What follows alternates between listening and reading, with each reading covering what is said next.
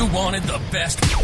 You've got the best podcast, the hottest podcast in the world. The Chris Voss Show, the preeminent podcast with guests so smart you may experience serious brain bleed. Get ready. Strap yourself in. Keep your hands, arms, and legs inside the vehicle at all times, because you're about to go on a monster education roller coaster with your brain. Now, here's your host, Chris Voss. I want to go on a monster roller coaster thing with my brain, whatever that said. Welcome to the show, folks. Welcome to the show. We certainly appreciate you guys being here. I think I broke half people's mic there with that welcome. But thanks for tuning in. Be sure to refer the show to your friends, neighbors, relatives. Get them involved in the show. Say you need to subscribe to Chris Voss Show. Go to iTunes right now with your phone and subscribe. Go to goodreads.com/Chris Voss. Go to youtube.com/Chris Voss. All those crazy places that we have, all the groups for the Chris Voss. To my audience, thanks for being here. So we're excited to announce my new book is coming out. It's called Beacons of Leadership, Inspiring Lessons of Success in Business and Innovation. It's going to be coming out on October 5th, 2021. And I'm really excited for you to get a chance to read this book. It's filled with a multitude of my insightful stories, lessons, my life, and experiences in leadership and character. I give you some of the secrets from my CEO entrepreneur toolbox that I use to scale my business success, innovate, and build a multitude of companies. I've been a CEO for, 33, 35 years now. We talk about leadership, the importance of leadership, how to become a great leader, and how anyone can become a great leader as well.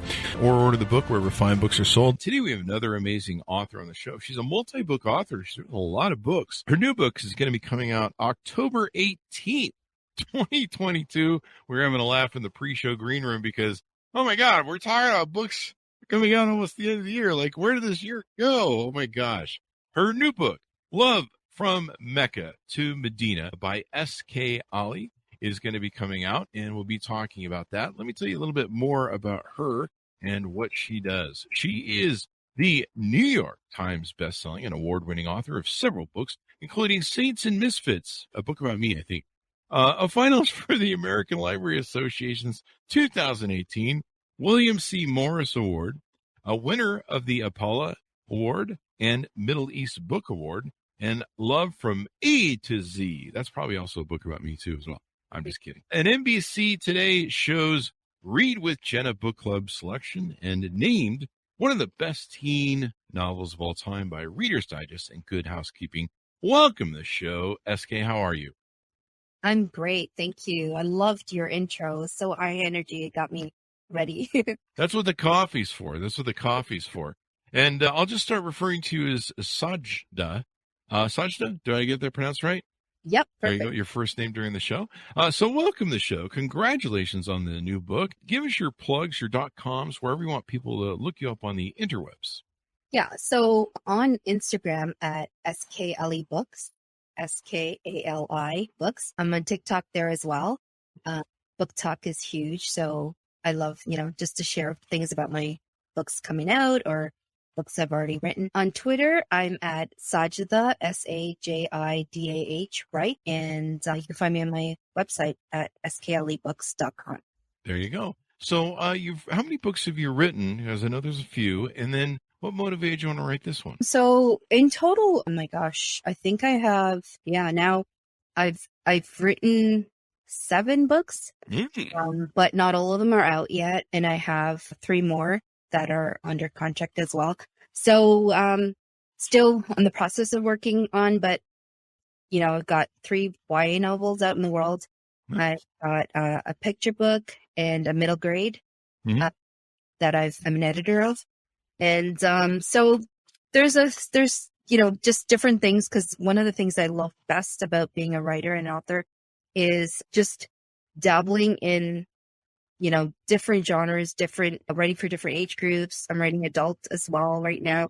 So just, whatever, that's what I've always loved about just sharing stories, is like reaching as many different audiences as possible is like a real big interest of mine. That's coming out in October is Love from Mecca and Medina, which is a sequel to Love from A to Z. And there's actually, the original cover looks like this. And I call it an iconic cover because I think it might have been the first cover that has a hijabi model. She actually wears hijab, and real people on the cover of like several BIPOC books with BIPOC characters started to have like real people on covers, and mine was one of the first among the first batch. So I'm really happy with this cover. So Love for Mecca and Medina continues the story of Adam and Zayneb, who met. Yeah, Adam and Zayneb met saw each other in an airport, met on the plane, and at their destination they kept running into each other. So I used to call it a meet cute that keeps meet cuting. Like they just kept meeting each other. And eventually, no spoiler, but obviously if there's a sequel with both of them, they ended up. So in the sequel, they take another journey. And this one is to Mecca and Medina, which are cities in Saudi Arabia, where Muslims go to do pilgrimage. And the story is set during their pilgrimage. And it really gives, people outside of the Muslim faith a glimpse into like what happens on pilgrimage, some of the historic background behind it. But while that's the setting, it's really a story about what comes after the happily ever after. So it's a book too. And I know that it's tracking to Mecca, I think it is, right? It's quite the track. It's quite the event. Yeah. A lot of people go. It's huge. Yeah, it's huge. So that's a little bit discussed at the beginning, where the word Mecca is now used in, the English language to mean a gathering, like the Mecca of basketball, the Mecca of fashion. And it kind of gets into like where that came from. So yeah, for pilgrimage, the annual pilgrimage, which is the Hajj, that is before pre-pandemic, it was like almost 3 million people. Wow. And then there's the lesser pilgrimage, which can happen anytime during the year. And it's not just at Hajj time as well. Like millions of people go from around the world. So now pandemic numbers, things have changed. But it's just, like, what happens during the pilgrimage? What's going on? And it is a trek. Like if you actually are talking about the Hajj, there's a lot of rites and there's a lot of retracing the steps of people who struggled in the past. So you put yourself in kind of like their physical situation and, reflect on that. How long does it go on for, and how long is the trek usually? So the Hajj, the one that Muslims must do once in their lifetime, it's a 5-day event. Wow. So it's comprised of it's broken up into different aspects of the pilgrimage. So there's one where you circulate around the Kaaba, which is, like a cube-shaped building structure in Mecca that Muslims all around the world face when they pray. They do their daily prayers. And during the Hajj, pilgrims circle around it. And then there's another aspect where you run or you walk like 7 times between 2 hills. Retrace the steps of Abraham's wife, who was left alone in a barren desert, and she was searching for hope. So you retrace that 7 times that she ran, and thinking about like her, how she kind of like set out seeking that hope. And then afterwards, there's a part where you actually like stand on a mountainside and reflect and pray. And then there's also a night spent under the night sky with millions of pilgrims. And so there's different, all of this parts of it involve reflection and really like about your life and how, seeking guidance and stuff. So I decided that the story of love in the midst of 2 people, like in different parts of their journeys in life, how they approach something like this spiritual event. And because one of the things that's really kind of key about like Love from A to Z is that both the characters are like the opposite of each other, like in every single way. They're totally the opposite. Zaynab's very fiery and like very quick to like, respond to things and injustice. And so like she's really into seeking justice by whatever means. And Adam has more of like a calm kind of, he's into, reflection and peace and like seeking the calm. So they're two opposite characters. And so in this story, I kind of look at what happens when you're setting on a journey with like such different outlooks on life, and how does that like kind of play out. Mm-hmm. Now they haven't gotten married yet. They're still in a relationship of just boyfriend and girlfriend. No, so they actually in this story, they were navigating their friendship and coming to a realization that they might be the ones for each other. And at the end, you kind of realize that they've decided that they're ones for each other. When this story starts, they've had something that's called a nikah in like the Muslim faith, which is when they commit to each other. Mm-hmm. And it's like a contract, kind of like where you're in a relationship, a committed single, relationship, but they haven't had their like wedding or anything. So, okay. Yeah. So they're committed to each other. It is, for all intents and purposes, it is a marriage, but they don't live together. They haven't had like the celebration, the wedding. That's going to be after they finish school and stuff. But yeah. Wow. Yeah. So now is this targeted towards, I see on Amazon, it's targeted towards teens and young adults. Is that correct? Yes. It's a young adult novel. So they're in the story, they're 22. They're both. Mm-hmm. Yeah. And Zayneb's just started law school. Adam he actually dropped out of school in the first book. So he's trying to make his way in the art world. Mm-hmm. So freelance. Now, is he Muslim? Yes. Okay. So the story traces how he actually became Muslim, after like his mother passed away. So there's a little bit of background of how he came into the faith.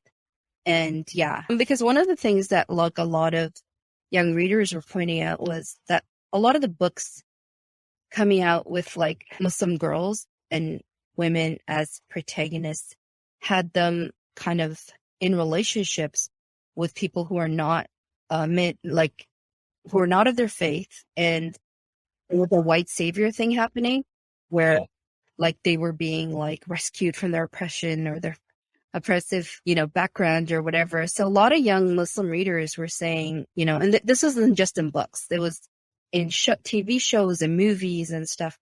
And a lot of young readers were like, well, this is not our reality. Our reality is we do meet we do get into relationships with actual Muslim men, and like, why are we not seeing that? So, I thought to myself, well, I'm in a relationship with someone who's Muslim, and he actually also came into the faith, and he wasn't born Muslim. So like, I was like, these are stories as well, and we don't get to see them. So I wanted to write a story where it wasn't like from, that stereotype of like Muslim girl being quote unquote rescued or something. Ah, well, that works out pretty good. Yeah. Do you have any stories that you want to tease out, or different scenarios that we can maybe tease out to readers? From Love for Mecca and Medina? Uh-huh. Yeah. So there is, whenever you go on a trip, like you go to Mecca, you usually travel with a group. So one of my favorite parts about writing is writing characters. So I bring together, an ensemble of characters who have their own quirks and bring their own kind of idiosyncrasies into the story. So one of the characters, she has this persona where she assumes she knows about you all, like as soon as she meets you. And there's this little misunderstandings where she's summed up Zayneb as like all these things that she's not. She thinks she's a vegetarian. She thinks she's like studying to become a police officer. Like all of these things that like are, and it makes kind of a comedy of errors happen. Mm-hmm. And so that's that's like a reoccurring thing with characters. I also just look at like, you know, like what happens when you're not fully like focused. You're so focused on what's going on in your head that you miss the cues of like what's actually happening. And so a lot of it is like, a lot of my writing is, comedy. I would say it's like comedy of errors, like in this style of like a lot of classics where, comedy manners and like just like things happening where one character is not aware of what's going on with another character, and then like miscommunication. Because that's a lot of life. And so, yeah, so you'll get to, a lot of people who read it ahead of time said they actually feel like they're in Mecca, the cold marble under their feet. One of the things I found out when like I was researching this book was that in Mecca, actually, the marble that's there is a special marble that's only sourced in this one area of Greece. It's so like it's so cool that it actually doesn't, it doesn't heat up like other marble. So it actually cools. So it's better than like, having a cooling system under the floor or something. So there's only things. And that I hope that when whoever reads it feels like they're actually on a journey. They're actually, running between the mountains. Like they're actually taking part. Maybe you'll be exhausted, but I'll feel like I'm on the walk. Yeah. I've seen all the infrastructure that goes in behind it, like the bathrooms, the tents, and I mean, you have to have a lot of portable stuff for 3 million people to come through.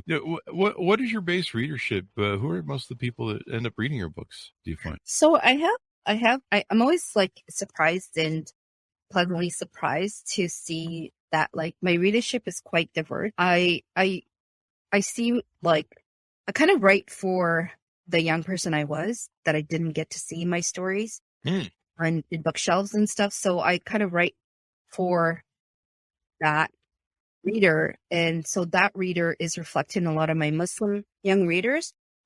But then I get all these messages and emails from like people who see themselves for the first time in my books that are not from the Muslim faith, which is always very interesting. And I found that, and it's people of faith of different backgrounds as well, from, Christianity to Judaism to Hinduism, just all different faith groups who hold kind of like to their faith strongly, but they don't see that reflected. So they found themselves in my books, which is very interesting to me. And I like interesting in a really like, I'm just so happy to see that because it shows that we're so much more connected than we think we are. And love that. And also just young people from different backgrounds. Also it's used in schools. My books are used in schools across the US. So I know that educators, seem to really find that, they feel like young readers from different backgrounds can kind of access the story. And that's what I write as though, the way I write is as though like you already know what I'm talking about. I don't try to explain. I don't do glossaries. It's just like in context. So people feel kind of like, I try to put a welcome mat by like just treating you as though you would understand, like, what's going on. Cause I come from that view of like readerships that if you are seeking a book to read, that might cover characters that are different from you, you're already open. Like, there you go. Yeah. You're already, ready for the story. There you go.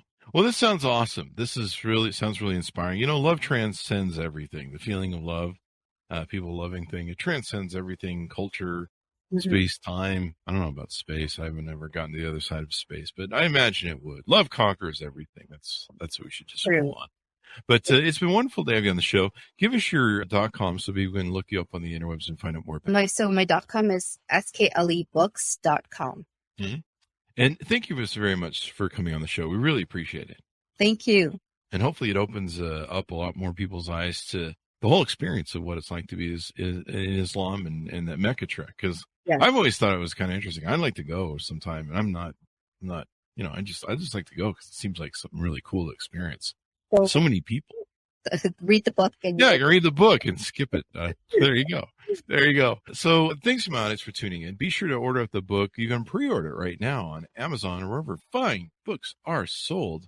You'd think Amazon would give me a dime for that. October 18th, 2022. The book is Love from Mecca to Medina by S.K. Ali. Order that baby up today. And check out all of our other books. You can read those while you're waiting for this one to come in October. Thanks for tuning in. Go to youtube.com/Chris Voss. Go to goodreads.com/Chris Voss. All the groups on Facebook, LinkedIn, Twitter, and all those crazy places those kids play.